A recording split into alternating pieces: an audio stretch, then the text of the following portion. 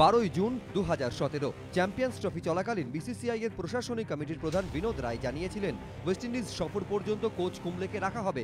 Board চুক্তির মেয়াদ বাড়ানো সত্ত্বেও কুম্বলের ইস্তফার কারণ হিসেবে উঠে আসছে ক্যাপ্টেন কোহলির সঙ্গে দূরত্ব। কোচ হিসেবে টেস্ট ক্রিকেটে কুম্বলের সাফল্য 70%-এরও বেশি।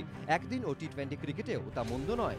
সাফল্য থাকা সত্ত্বেও কোচের ইস্তফার ঘটনা ভারতীয় ক্রিকেটে বিরল, আর তার কারণ হিসাবে উঠে আসছে অধিনায়কের সঙ্গে তিক্ততা। কিন্তু কে গলাবেন কুম্বলের জুতোয় পা? উঠে আসছে একগুচ্ছ নাম।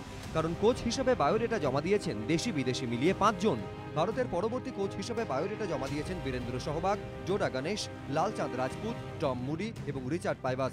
তবে বিরাটদের পছন্দের তালিকায় রয়েছেন রবি শাস্ত্রীও, যদিও প্রাক্তন টিম ডিরেক্টর নিজে বায়োডেটা জমা দেননি। কিন্তু বিরাটদের পছন্দের তালিকায় তিনিই ওপরের দিকে। লড়াইয়ে রয়েছেন বীরেন্দ্র সহবাগও। তবে বিদেশি কোচরা লড়াইয়ে পিছিয়ে বলেই সূত্রের খবর। কে হবেন নতুন কোচ? অপেক্ষায় ক্রিকেট মহল। এবিপি আনন্দ।